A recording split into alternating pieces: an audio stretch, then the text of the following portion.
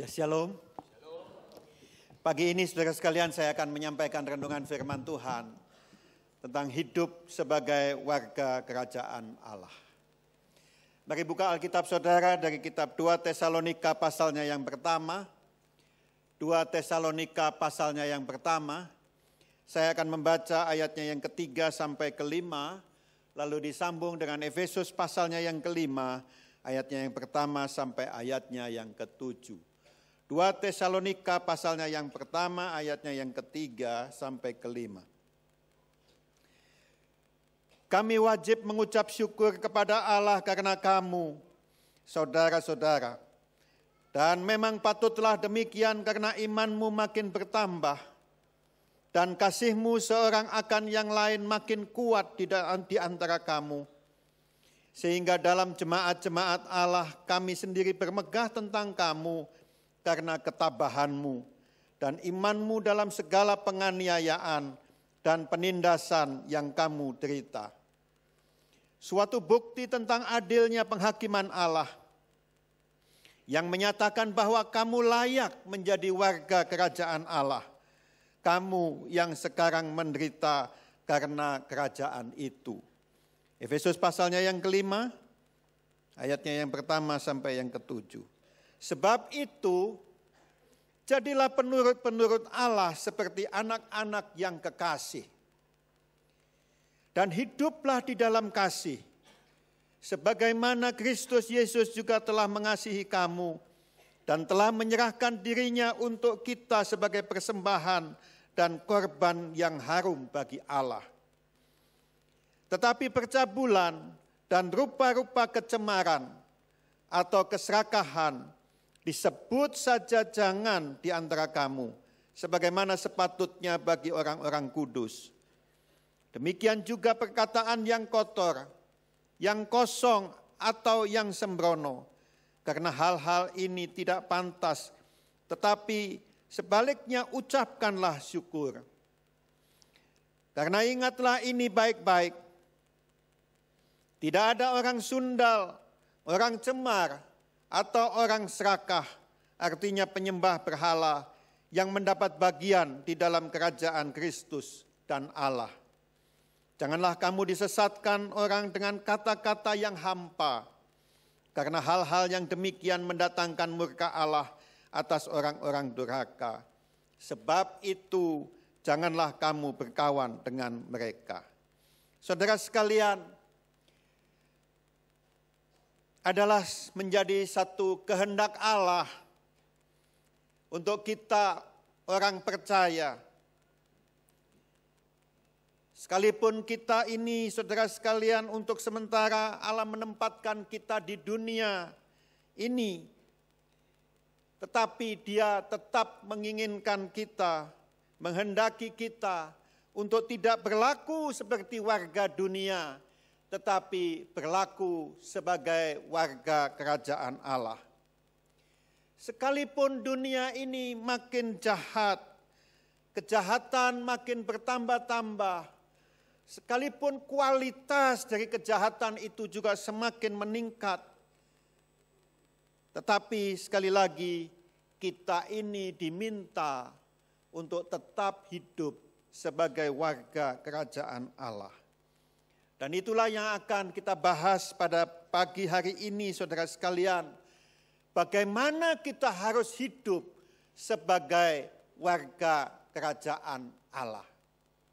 Yang pertama, saudara sekalian, kalau kita ingin hidup sebagai warga kerajaan Allah, maka yang pertama, hiduplah dalam kekudusan.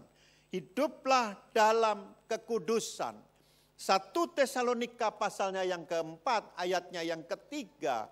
Di situ dikatakan, saudara sekalian, karena inilah kehendak Allah, pengudusanmu, yaitu supaya kamu menjauhi percabulan. Kasih garis bawah, inilah kehendak Allah. Karena inilah kehendak Allah. Apa itu kehendak Allah, saudara sekalian? Pengudusanmu. Ayatnya yang ketujuh, Allah memanggil kita bukan untuk melakukan apa yang cemar, melainkan apa yang kudus. Saudara sekalian, pertanyaannya adalah, apakah hal demikian ini mungkin terjadi di zaman seperti ini? Apakah kita ini mungkin untuk tetap hidup kudus ketika kita ini setiap hari, setiap saat diserbu oleh tontonan-tontonan yang buruk? Kita ini setiap saat, saudara sekalian, mendengar berita-berita yang tidak baik. Dan dalam keadaan yang demikian, tetapkah kita bisa dapat menjaga kekudusan itu? Kita ini ditempatkan di dunia yang begini jahat, dan Tuhan menghendaki kita hidup kudus. Saya ingin tanya, mungkinkah itu terjadi bagi kita? Saya ingin katakan, saya ingin tekankan, jawabannya adalah mungkin. Firman Tuhan tadi mengatakan kalau Tuhan berkehendak, dan inilah kehendak Tuhan, kehendak Allah. Kalau Tuhan yang berkehendak, maka semuanya itu bisa terjadi. Kalau Tuhan yang memberi perintah, maka pasti Tuhan pula yang akan memberikan kita kekuatan, memberikan kita kemampuan untuk kita tetap kudus, asal kita mau bekerja sama dengan Dia. Kalau Tuhan mampu menempatkan ikan di laut, dan ikan yang hidup yang di laut itu tidak akan pernah jadi asin seperti air asinnya air laut. Demikian pula dengan kita. Kita tetap bisa hidup kudus, walaupun kita ditempatkan di dunia yang jahat, yang tidak kudus semacam ini. Asal kita mau bekerja sama dengan Dia. Saudara sekalian, oleh sebab itu bagaimana supaya kita ini bisa hidup kudus? Beberapa hal saudara sekalian, kalau kita ingin hidup kudus, kalau saudara ingin hidup kudus, maka buatlah komitmen untuk engkau hidup selalu sesuai dengan standar firman Tuhan. Ini yang pertama, yang paling penting saudara sekalian. Hidup ini engkau harus buat komitmen. Hidup ini, dalam hidup ini engkau harus buat satu keputusan. Aku mau hidup sesuai dengan standar firman Tuhan. Gak peduli orang ngomong apa, gak peduli dunia modelnya seperti apa, gak peduli sekarang kebiasaan-kebiasaan itu seperti apa. Tetapi bagiku, aku mau hidup seperti standarnya firman Tuhan. Saudara sekalian, kalau kita memandang sekeliling kita, yang lain juga, misalnya saudara sekalian hidup bersama tanpa nikah. Saudara sekalian, dan kita mau sama-sama ikut-ikutan. Sekarang sudah biasa kok Pak, hidup bersama tanpa nikah itu sudah biasa. Tapi pastikan dirimu hidup sesuai dengan standar firman Tuhan. Saudara sekalian, saya ingin katakan. Di Amerika, keponakan saya tinggal di Amerika. Mereka ada menikah juga di sana. Saudara tahu, pertanyaan kalau di sini catatan sipil begitu ya. Pertanyaannya apa yang diajukan kepada calon yang akan menikah? Pertanyaannya adalah, kamu sudah pikir baik-baik? Kamu mau menikah? Sepertinya pertanyaan nadanya kok aneh, orang mau menikah, saudara sekalian. Nadanya itu seperti ini sesuatu yang langka. Menikah, kamu sungguh mau menikah? Saudara sekalian, ini zaman sudah zaman kebalik-balik. Edan saudara sekalian. Ya, kita bukannya dianjurkan, ya menikah ya baik-baik, jangan kumpul kebo. Tapi ini mau daftar menikah ditanya, mau menikah? Sungguh sudah dipikirin baik-baik mau menikah. Tapi itulah keadaan zaman kita sekarang saudara sekalian. Oleh sebab itu sekali lagi, punyai tekad untuk hidup sesuai dengan firman Allah. Mazmur 119 ayatnya yang ke-9 di situ dikatakan, dengan apakah seorang muda mempertahankan kelakuannya bersih? dengan menjaganya sesuai dengan firman-Mu. Kalau engkau mau hidup bersih, mau hidup kudus, maka mesti standarnya itu mesti firman Tuhan. Jangan kata orang, jangan karena hukum, jangan karena undang-undang negara, saudara sekalian. Tetapi semata-mata karena standar firman Tuhan saja. Enggak ada yang lain. Saudara sekalian, ini harus menjadi ketetapan kita. Ketetapan hati kita untuk kita hidup sesuai dengan standar firman Tuhan. Kita pakai standar firman Tuhan itu sebagai pedoman bagi kehidupan kita. Kalau kita enggak mau tercemar. Pertanyaan saya, apa yang menjadi standar kehidupan saudara? Pertanyaan saya, dasar apa yang saudara mau pakai untuk mengambil satu keputusan-keputusan? Dasarnya apa? Firman Tuhan atau standar dunia? Engkau mau patokannya kepada firman Tuhan atau engkau patokan kepada standar dunia? Engkau patokan standar firman Tuhan atau karena dunia sudah mengizinkan? Atau karena undang-undang sudah membolehkan? Saudara sekalian, sekarang LGBT merebak di mana-mana, ya. Semua orang mau hidup bersama, bukan laki perempuan, laki sama laki, perempuan sama perempuan. Terbalik-balik saudara sekalian. Suatu saat saya dalam penerbangan menuju ke Ho Chi Minh. Saya tadinya enggak perhatiin, tapi begitu turun dari pesawat, naik bus saudara sekalian, itu ada anak muda, masih remaja, sedikit lebih lah mungkin dari remaja. Orang Vietnam, itu dipeluk, tidur di dadanya orang bule, saudara sekalian, cowok sama cowok. Ya itulah yang terjadi. Itulah yang terjadi. Saudara sekalian, saya ingin katakan, banyak hal yang Tuhan katakan dalam firman-Nya, sekarang ini sudah menjadi tidak populer bagi dunia kita ini. Banyak hal yang Tuhan tulis di dalam firman-Nya, yang Tuhan katakan, sekarang sudah rasanya seperti sudah tidak relevan lagi di dalam zaman kita ini. Baik itu tentang hubungan suami istri, baik itu tentang hubungan keluarga, tentang seks, tentang bisnis, tentang uang. Saudara sekalian, banyak sekali standar firman Tuhan itu yang sepertinya sudah nggak populer lagi. Nggak cocok dengan standar dunia. Oleh sebab itu saudara sekalian, pagi ini saya ingin, ayo kita ini berketetapan hati untuk kita aku mau hidup sesuai dengan standar firman Tuhan. Karena sebenarnya kita ini adalah warga kerajaan Allah. Yang hanya untuk sementara saja kita ini ada di muka bumi ini. Kita enggak tinggal selama-lamanya di muka bumi ini. Kita cuma tinggal sementara saja di muka bumi itu.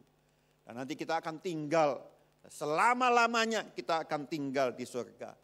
Dan oleh sebab itu, waktu di muka bumi ini, hiduplah sebagai warga kerajaan itu. Tetapkan, Tuhan, apabila aku tidak dapat mengerti, Tuhan, apabila aku tidak suka akan hal ini sekalipun, aku akan tetap mengikuti firman-Mu. Karena Engkaulah yang menciptakan aku. Dan aku percaya Engkau mempunyai rencana yang indah di dalam hidupku.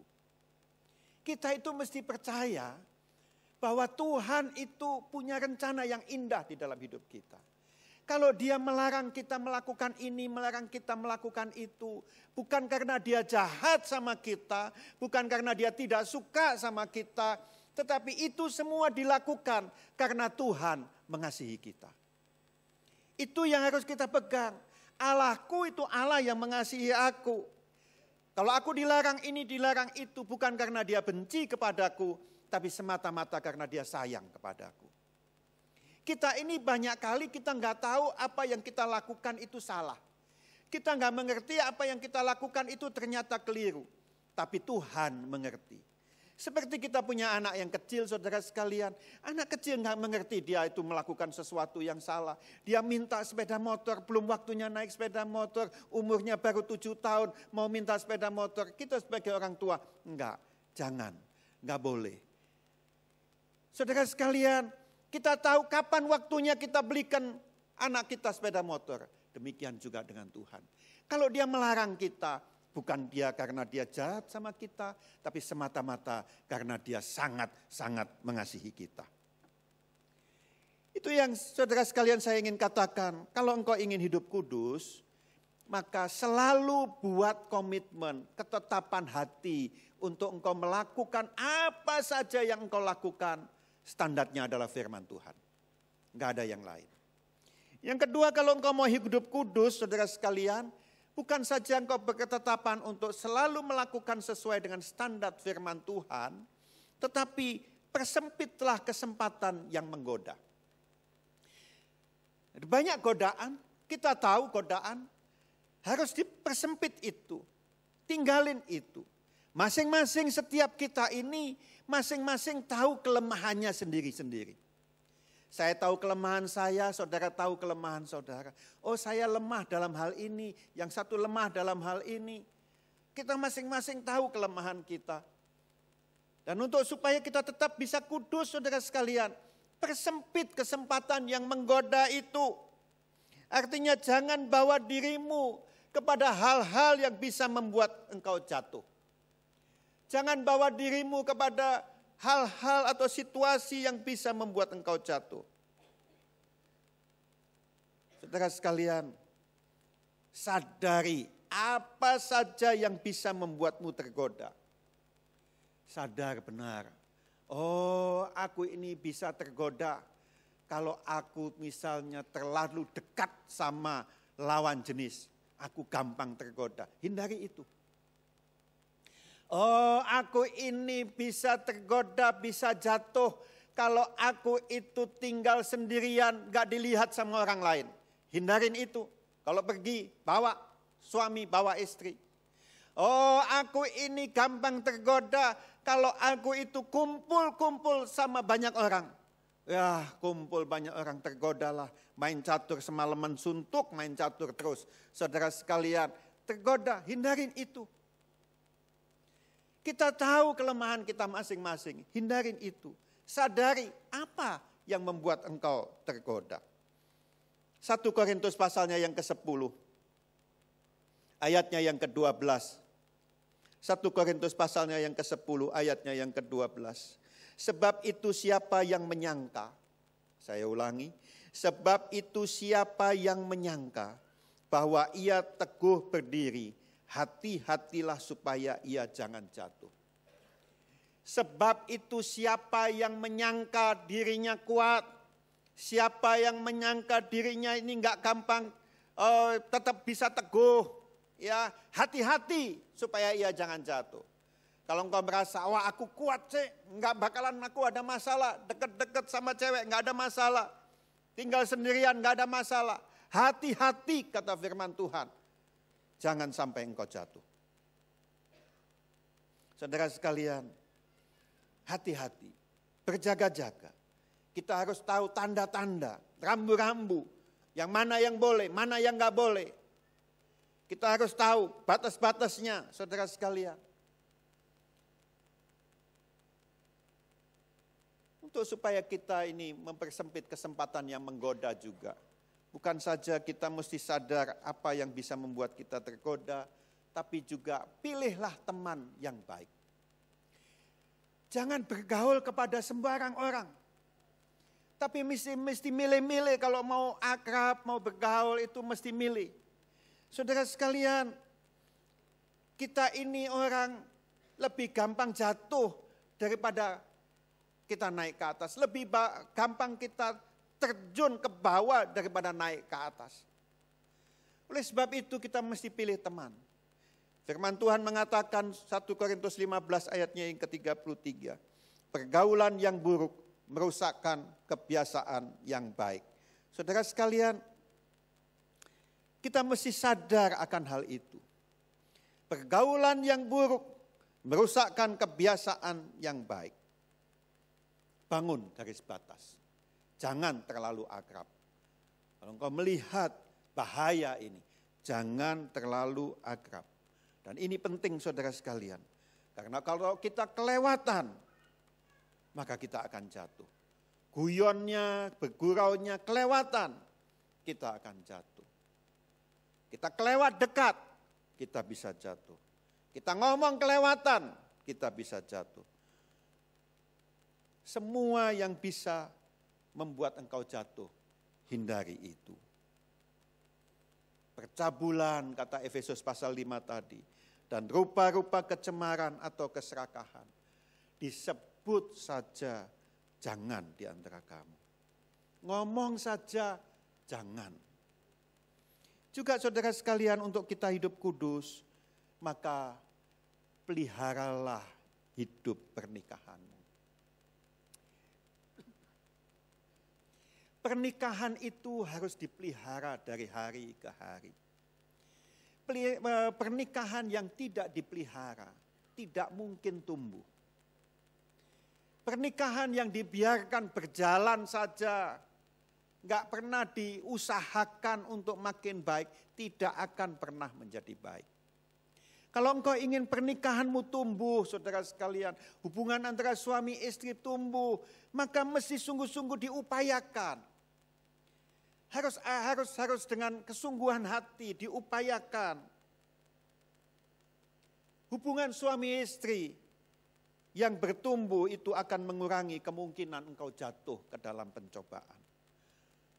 Hubungan suami istri yang baik, saudara sekalian, akan mengurangi kemungkinan kita jatuh ke dalam godaan-godaan.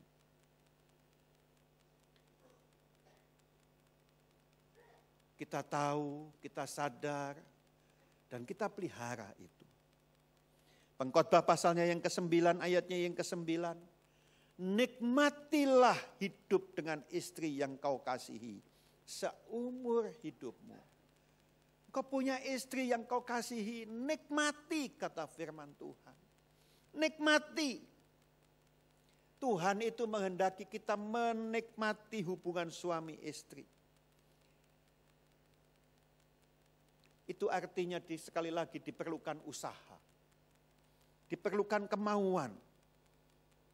Untuk kita bisa kembali dan terus menerus seperti orang pacaran. Begitu saudara sekalian. Dipelihara. Banyak orang pacaran itu kasihnya luar biasa, dekat kemana-mana bersama. Saudara sekalian, kemana saja bersama. Tapi sudah menikah, renggang jaraknya. Waktu pacaran digandeng, kemana-mana digandeng. Waktu sudah menikah, ada jarak. Menikah setahun jaraknya semeter. 2 tahun jaraknya 2 meter. 3 tahun jaraknya 3 meter. 5 tahun 5 meter. Sudah 25 tahun nggak tahu istrinya di mana, suaminya di mana nggak tahu. Jalan sendiri-sendiri di mall. Nanti ketemu ya, janjian ya, ketemunya nanti di ujung sebelah sono. Begitu aja. Pelihara saudara sekalian, dipelihara. Dipelihara. Kemana-mana saudara. Saya itu belajar, saya ngomong ini dan saya belajar. Sejak saya tahu Pak Yonatan Trisna, sekali khotbah. Dia ngomong kita itu mesti lebih memberikan perhatian saudara sekalian. Mengasihi dan praktek gitu. Sejak saat pendeta Yonatan Trisna mungkin 20-30 tahun yang lalu ngomong itu. Sejak saat itu kemana saja kalau saya berdua sama istri saya pasti gandeng. Di mana saja. Saudara sekalian di mana saja. Saya nggak pernah lepas tangannya. Sampai suatu saat saya ikut tur sama-sama dengan rombongan besar. Saya nggak tahu saudara sekalian saya ini diperhatiin. Udah naik bus. Lihat Pak Suwito dia bilang. Saya dari hari pertama sampai hari ini, saya nggak pernah melihat Pak Suwito jalan dan tidak gandeng istrinya katanya. Saudara sekalian, Saya ingin bahwa itu suatu kebiasaan yang harus dihidupin, harus ditumbuhkan. Kalau engkau kebiasaanmu, udah ada jalan sendiri-sendiri. Benar apa yang saya katakan secara bergurau tadi. 1 tahun 1 meter, 2 tahun 2 meter, 5 tahun 5 meter, 10 tahun nggak tahu di mana. Itu bisa terjadi. Kalau kita nggak pelihara. Dipelihara, digandeng. Saudara sekalian, itu yang pertama, kalau kita mau hidup sebagai warga kerajaan Allah, maka saudara sekalian kita mesti hidup dalam kekudusan. Yang kedua saudara sekalian, kalau kita ini mau hidup sebagai warga kerajaan Allah, maka yang kedua kita harus hidup di dalam kasih. Efesus pasalnya yang kelima, ayatnya yang kedua, di situ dikatakan demikian. Dan hiduplah di dalam kasih. Sebagaimana Kristus Yesus juga telah mengasihi kamu dan telah menyerahkan dirinya untuk kita sebagai persembahan dan korban yang harum bagi Allah. Warga kerajaan Allah itu cirinya adalah mereka hidup di dalam kasih. Mengasihi itu bukan hanya sekedar karena kita perasaan kita aja.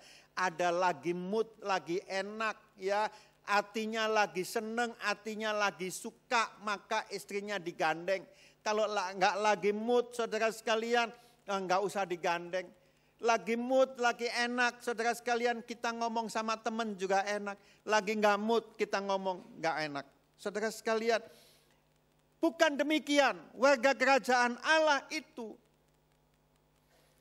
memilih untuk mengasihi, gak peduli situasinya seperti apapun juga. Kasih itu pilihan. Roma 14 ayatnya yang ke-19 mengatakan, sebab itu marilah kita mengejar apa yang mendatangkan damai sejahtera dan yang berguna untuk saling membangun. Kita ini diperintahkan oleh Tuhan bukan hanya kita mengasihi keluarga kita saja. Tetapi lebih daripada itu kita mengasihi semua orang. Orang-orang yang dekat dengan kita. Saudara sekalian, sesama warga jemaat, sesama jemaat kita saling mengasihi. Pengurus saling mengasihi saudara sekalian. Dan itulah yang diminta oleh Tuhan. Sebagai warga kerajaan Allah kita itu mesti mengasihi satu sama lain. Saling mendukung satu sama lain.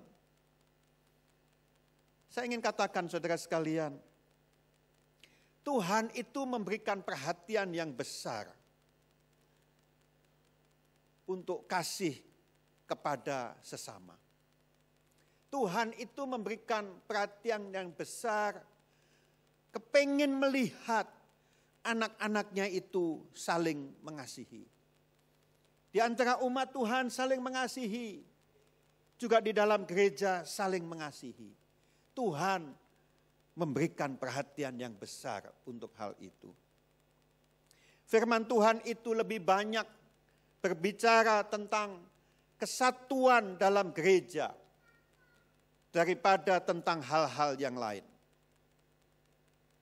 Saudara sekalian, Tuhan bisa memaklumi tentang kurangnya fasilitas di dalam gereja. Tentang tidak baiknya program di sebuah gereja. Dia bisa memaklumi itu. Tetapi Tuhan itu tidak bisa memberkati kalau di gereja ada konflik. Dia tidak bisa memberkati kalau di dalam gereja tidak ada kasih dan persaudaraan. Fokusnya Tuhan lebih kepada saling mengasihi. Dan saya sungguh percaya saudara sekalian, salah satu penyebab gereja itu bertumbuh adalah adanya suasana yang harmonis di antara umat Tuhan. Adanya kasih persaudaraan di antara umat Tuhan.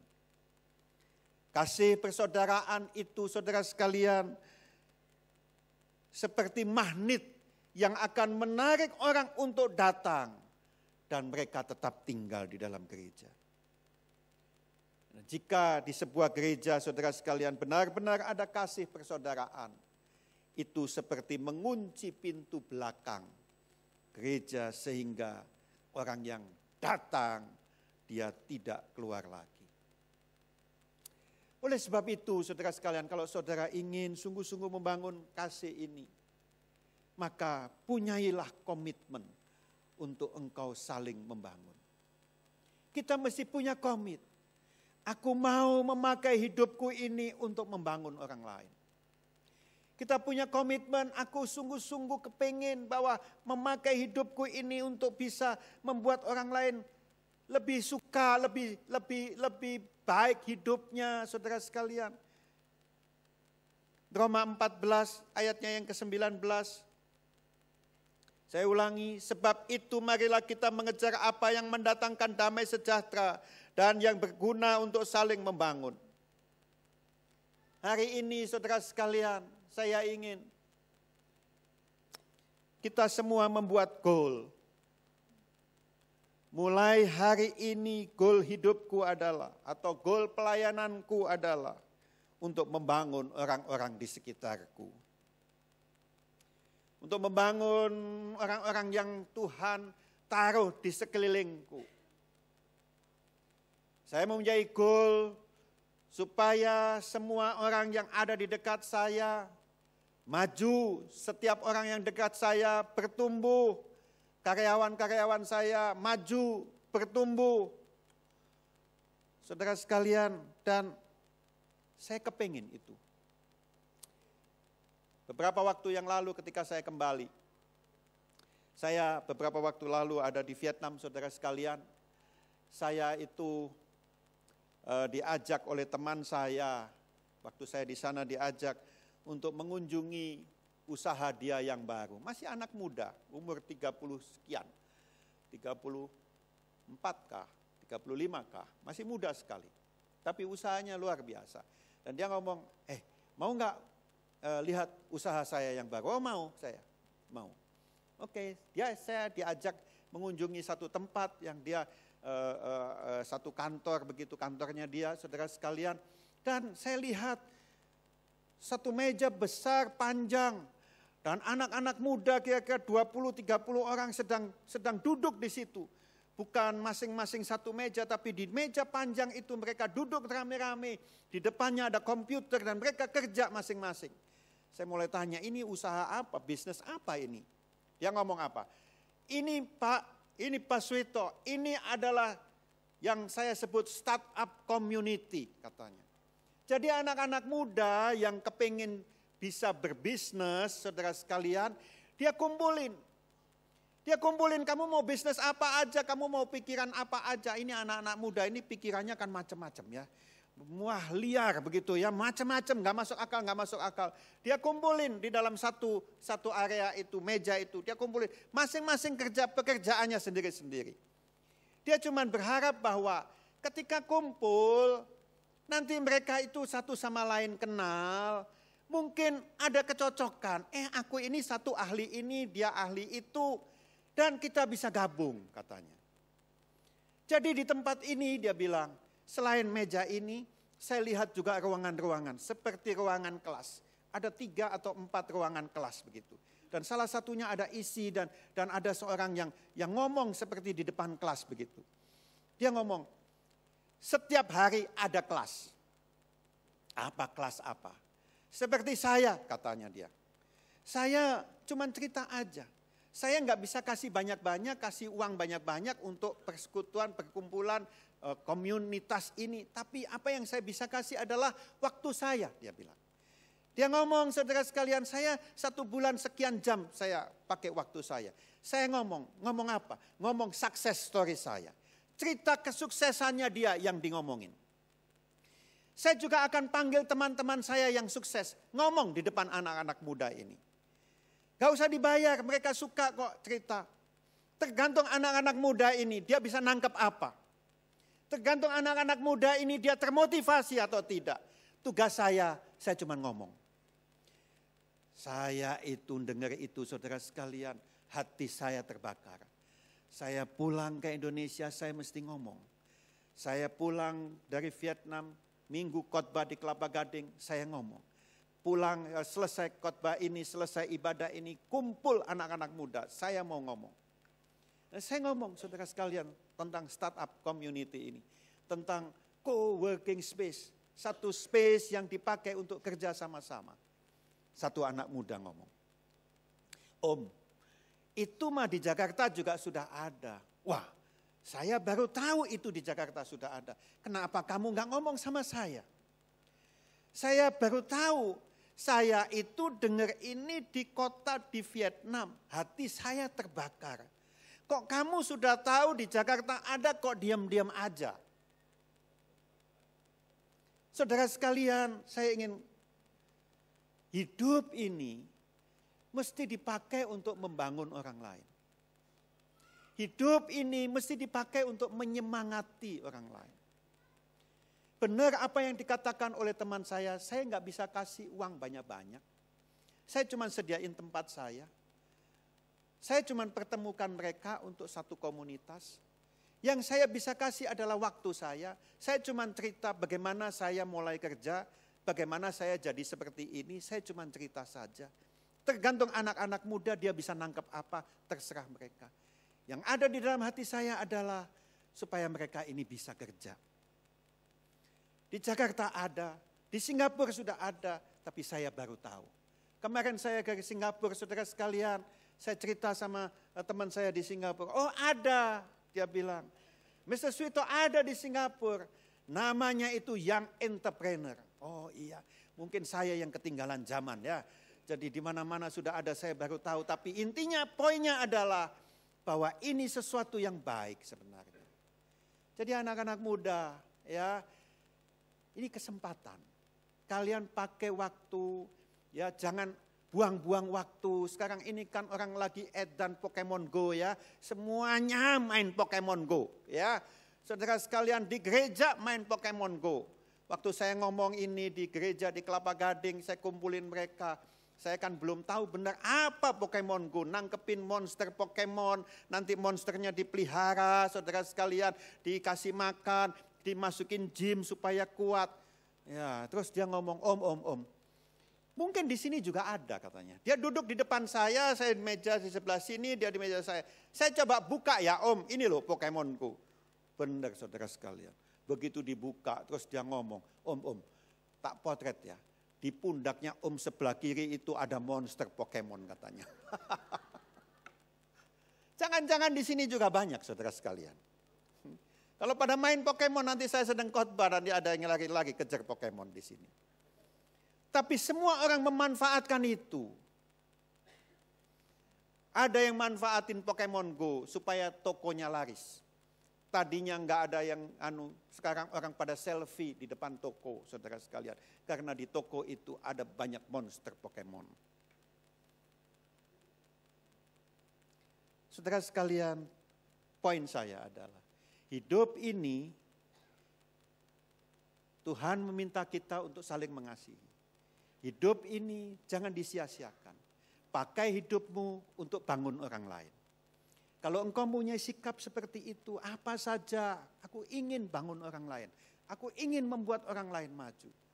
Aku ingin melakukan itu.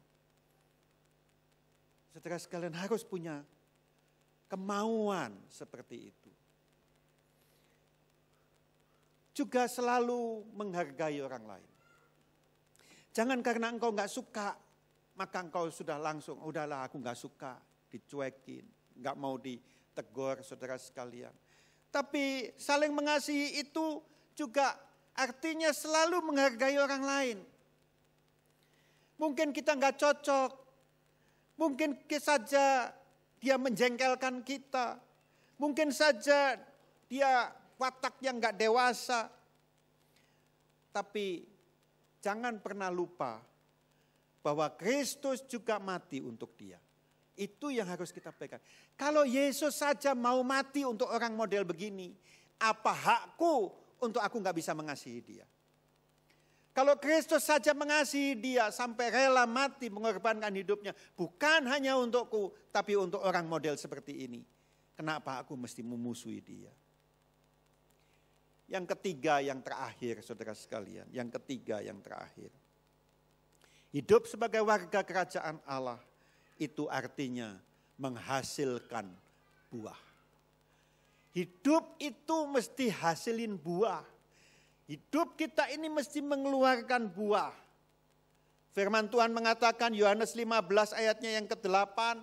Dan inilah, dalam hal inilah Bapa-Ku dipermuliakan, yaitu jika kamu berbuah banyak dan dengan demikian kamu adalah murid-Ku.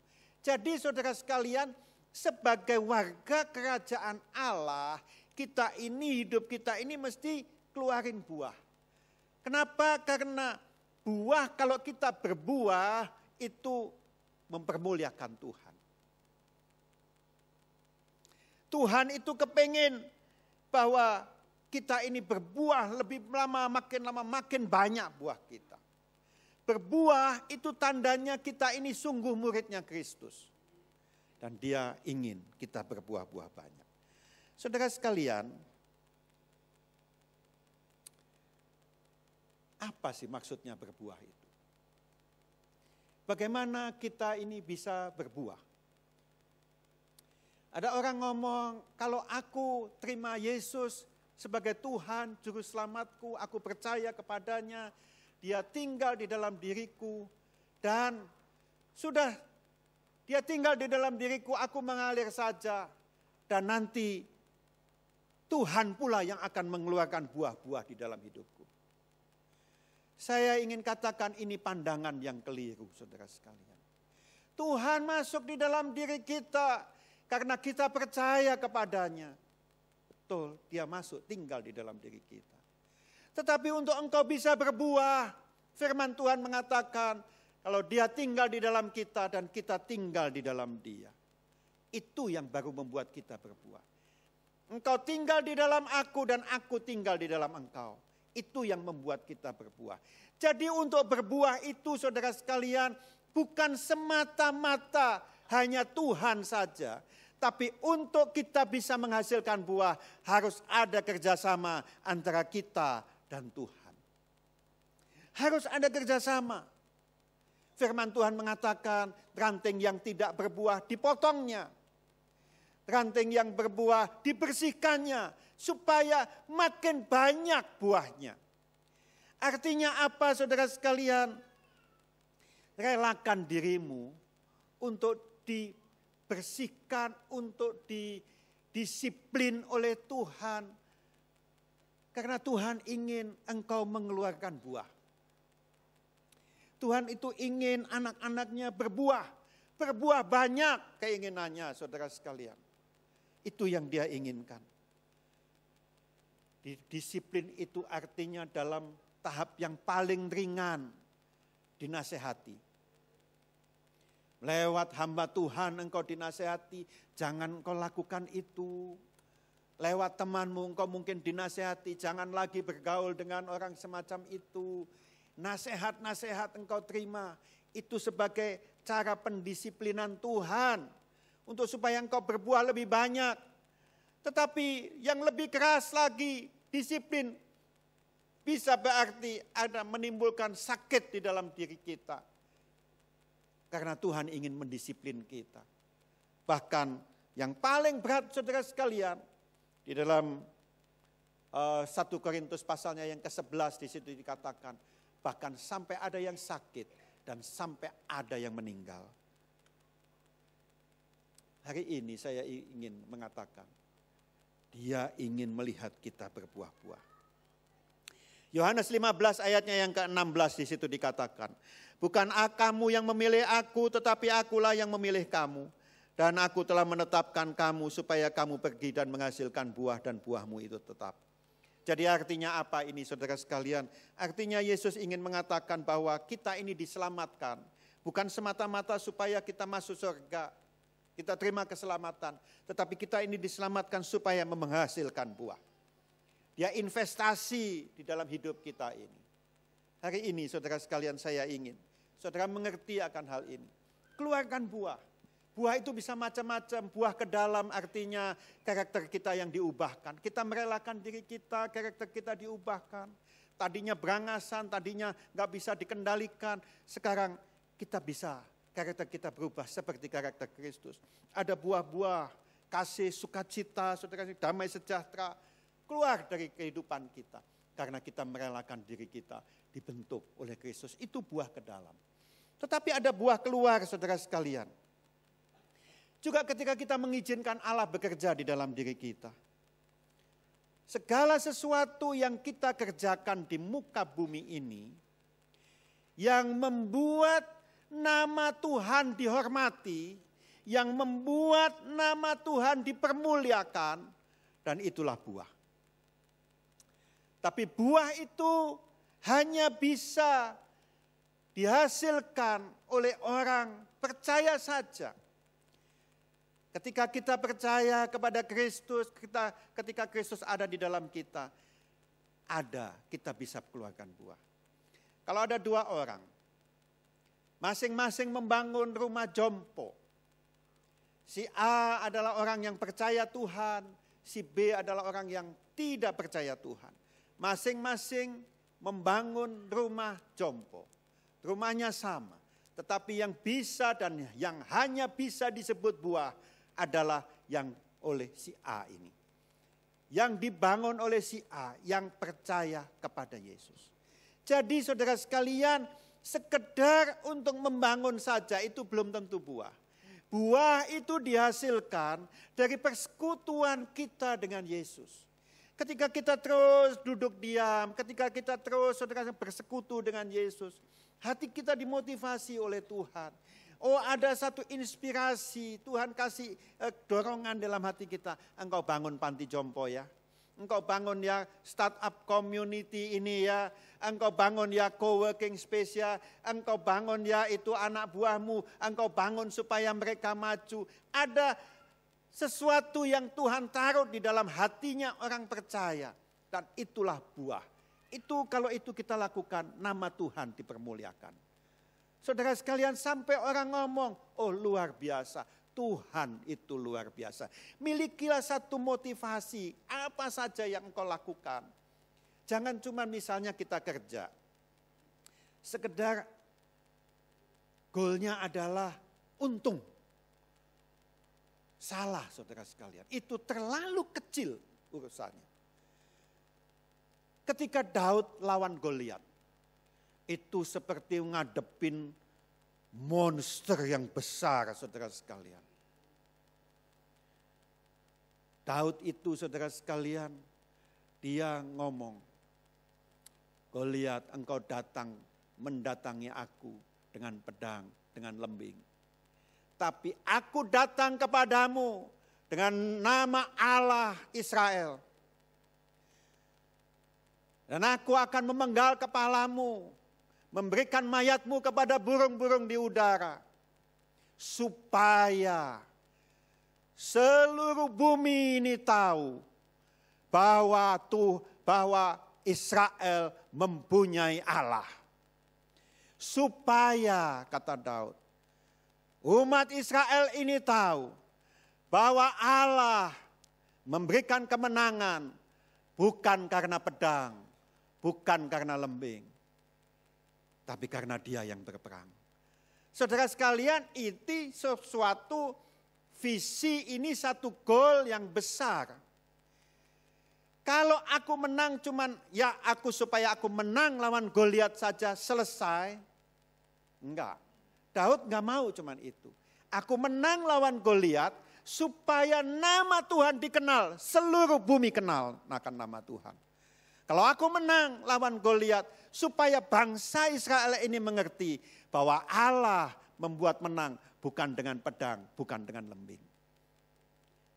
Ini juga yang harus kita lakukan di dalam hidup kita. Mengeluarkan buah, saudara sekalian, itu artinya mengandalkan Tuhan. Hanya karena Tuhan saja. Kalau aku melakukan ini dan nama Tuhan akan dipermuliakan. Oleh sebab itu kita ini mesti mengerti. Ada banyak kali kita ini terlalu condong untuk mengandalkan kemampuan kita sendiri. Terlalu berat untuk kita terus-menerus, keahlian kita, keuletan kita, apa saja yang semangat kita kita gede-gedein itu. Aku ini sukses karena aku tekun, aku ulet, aku pinter, sekolahku pinter. Itu semua baik. Tapi engkau harus ingat, yang engkau bisa andalkan bukan cuman ini, tetapi sumbernya itu cuman satu, Tuhan saja.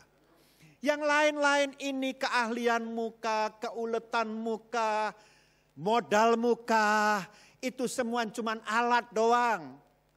Cuman alat doang, jangan pernah jadikan alat itu sebagai sumber. Enggak, alat mah alat, sumber mah sumber. Alat bisa banyak, tapi sumber cuman satu, Tuhan saja. Saudara sekalian, kita mesti mengerti akan hal ini. Tapi jangan juga lupa, kalau orang terus ngandalin alat, ya aku sukses karena aku tekun, aku ulet. Nanti kalau sukses beneran, dia jadi sombong. Oh hebat aku. Tapi kalau sebaliknya, andelin Tuhan saja, andelin Tuhan saja, andelin Tuhan. Berdoa, nanti uangnya jatuh gedebuk begitu saudara sekalian. Itu namanya tidak bertanggung jawab. Ya, tidak bertanggung jawab. Engkau cuma ngomong, engkau cuma berdoa. Tapi yang Tuhan ingin adalah Dia kasih alat kepada kita, kepandaian, keuletan, tenaga, modal semuanya. Engkau harus asah itu. Makin hari makin tajam, makin hari makin tajam. Dan Tuhan sebagai sumber, Dia akan memberkati kita lewat alat yang Tuhan sudah berikan kepada kita. Diasah terus, diasah terus, diasah terus. Oleh sebab itu saya kalau ngomong ini saudara sekalian, saya semangat, saya menggebu-gebu, saya sungguh ingin. Anak-anak muda, saya sungguh ingin kalian maju. Benar, saya sungguh ingin kalian maju. Di Kelapa Gading saya kumpulin, kenapa enggak ngomong dari dulu-dulu? Sekarang saya bilang sama mereka, saya punya tempat, saya akan kumpulin, tapi idenya muncul dulu. Kalau sudah idenya muncul, kalian idenya baik, bagus, saya akan datengin pemodal. Kalian presentasi di depan pemodal. Kalau mereka tertarik, mereka pasti akan kasih modal. Biasanya itu disebut inkubator. Dikasih modal 3 bulan. Oh ada kemajuan, dikasih modal lagi 3 bulan lagi. Sampai jadi gede. Saudara sekalian, bukankah namanya Gojek, Grab, dan macam-macam ada franchise, ada pizza, ada macam-macam. Itu semuanya asalnya dari startup community. Anak-anak muda yang pikirannya liar kemana-mana, dikumpulin jadi satu. Saya sungguh rindu bangun ini saudara sekalian. Kalau memang cemerlang pikiran saudara, panggil pemodal. Kalau pemodal itu tertarik, dia yang akan modalin. Mari kita semua bangkit berdiri.